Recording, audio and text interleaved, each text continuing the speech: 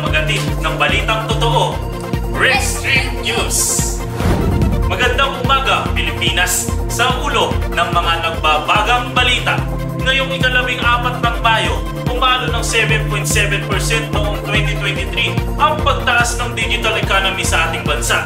Ayon sa Philippine Statistics Authority o PSA, ang halaga ng sektor ng digital sa Pilipinas ay umabot ng 2.5 trilyon mula sa 1.9 trilyon noong 2022. Ito ay nagpakita ng paglaki ng papel ng teknolohiya sa ating ekonomiya.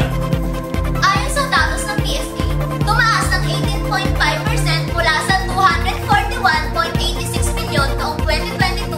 Kasunod nito, ang digital media na may 2.9% at government digital services na may kontribusyon ng 0.2%. Sa kabila nito, pinag-iigting ng Department of Information and Communications Technology o DICT ang cybersecurity sa ating bansa. Ayon kay DICT, Secretary Ivan Janbuy, nagpaplano sila ng isang kampanya ukol sa cybersecurity. Ang National Cybersecurity Plan 2024 hanggang 2028, layunin itong tulungan ng mga Pilipino na mas maging alerto sa mga scams, impormasyon at panganib na paggamit ng mga teknolohiya. Upang mas malaman natin kung gaano nga kalawak ang kaalaman ng mga Pilipino tungkol sa paggamit ng mga teknolohiya o gadget, tuntukan natin yan ang report ni Naomi Lee. Nandito nga kami ngayon sa loob ng paaralan ng STI at meron tayong makakasama ng mga estudyante para tanungin sila tungkol sa paggamit ng teknolohiya. Hi everyone, I am Mika Castrense, 21 and I am a model. So, here's my question sa'yo. Kapag naiiwan mo or nakakalimutan mo yung cellphone mo sa gadget mo sa bahay mo, anong nararamdaman mo? Bakit? For me, at first, syempre, magpapanik ako kasi akalain ko nawala ko yung phone ko. Pero at the same time, iniisip ko din kung ano nga ba yung mga circumstances na naka-affect kung ba't nakalimutan ko. And it also applies to life na wag mo feel na napag-iiwanan ka. Always remember that you have a time for everything and you are creating the life you want for yourself. So, here's my question number 2. Sa tingin mo, ano yung mga negatives or positives na epekto ng paggamit ng technology ngayon? Actually, ang social media kasi, or ang technology, it is all created for positive use. However, nagiging negative siya the way that kung paano tinurong, paano natin siya gamitin. Kaya it is important that we also teach the young children kung paano gamitin ang social media wisely so we can leverage it to become the positive thing of all. Malungkot. Kasi, syempre, kapag hindi mo dala yung cellphone mo, kahit anong gadget mo, parang wala kang ginagawa, parang nakatunga ka lang sa kawalan pag naman.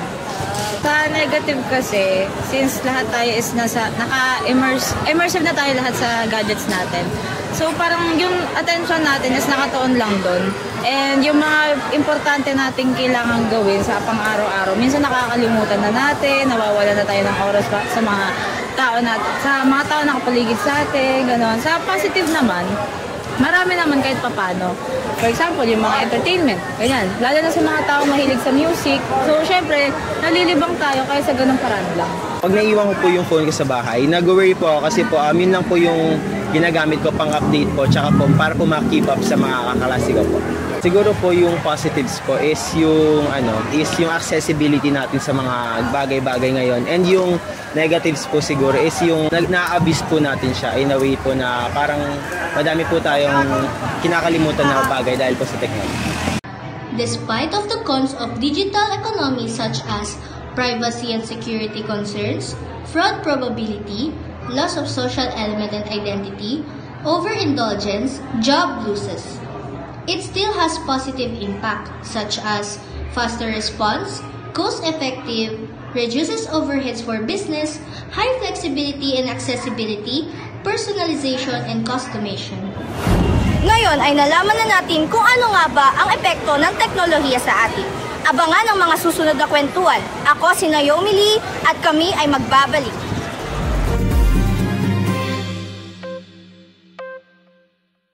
Finger and clover, they go together. Finger and clover, my love affair. Lahat sisimutin, sarap ay uubusin.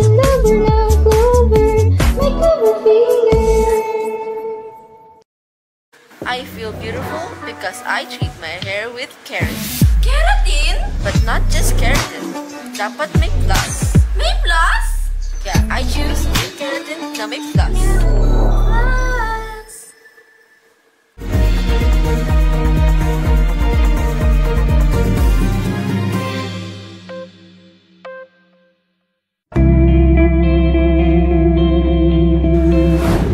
Tara, tambay na para updated ka sa latest chika.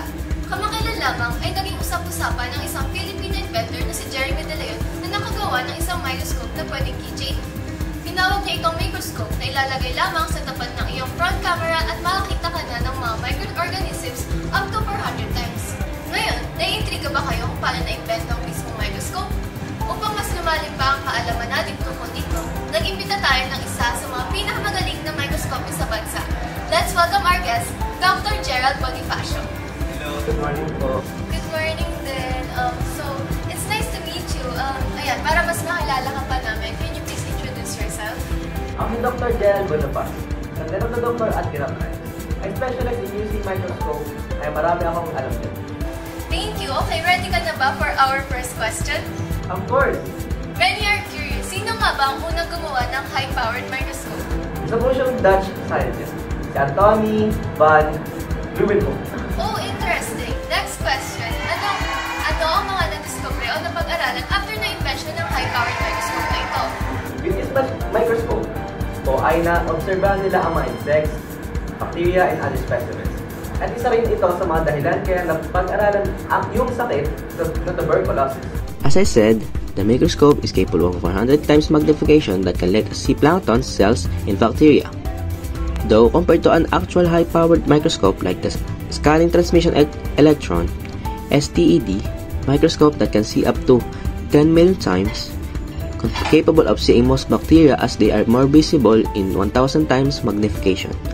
Although the microscope is still a great invention as it's lightweight, easy to carry with your phone, and is more budget-friendly compared to other microscopes. Grabe, sobrang laking tulong pala ng invention na ito para makita rin natin kung ano nga ba ang mga nangyayari sa Netherworld. Maraming salamat po dahil marami-rami din kami nalaman tungkol sa microscope. Maraming salamat din po for guesting me. At yan muna ang mga chika natin for this day. Ako si Nano, to keep updated, palagi kang makitambay dito sa Chika Tambayan! Back to you, John and Nevada. Grabe talaga ang energy ng ating team. Yes! Napakarami nating nalaman about sa technology ngayon. Kailangan talaga alam natin ang limits ng paggamit para hindi rin magkaroon ng negatibong epekto sa buhay natin. Lalo na sa society at sa future natin. Pag maayos ang paggamit ng mga tao sa technology, siguradong uunlad ang bansa natin. Tama ka dyan. At yan ang mga balitang tinutukan namin. At tinutukan nyo rin sa araw na to at mga correct stream. 224 na araw na lang. Pasko na! Ako si Nevada Marco. At ako naman si Johan Jacobs. Pakabuluhang balita, mabilis na hatid. Palaging nandito, handang magatid ng balitang totoo sa nag-iisang Red Stream News.